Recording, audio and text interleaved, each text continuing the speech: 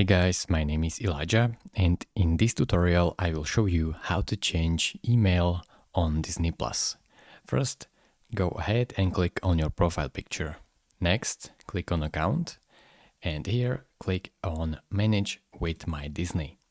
Now as you can see, your email is here. Just click on this pencil icon, and now it will send you a passcode to your email.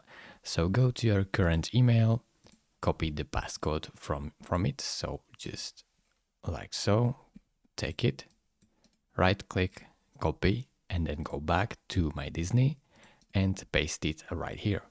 So choose Command V or Control V if you are on Windows and press continue. Now as you can see, this is your current email, and now you will have to write here your new email. So just write it like so, and then press save and continue. You can also check this to log out of all devices before you change your email. Thank you very much for watching. If this video was helpful to you, consider subscribing and liking this video, and I will see you in the next tutorial. Bye bye.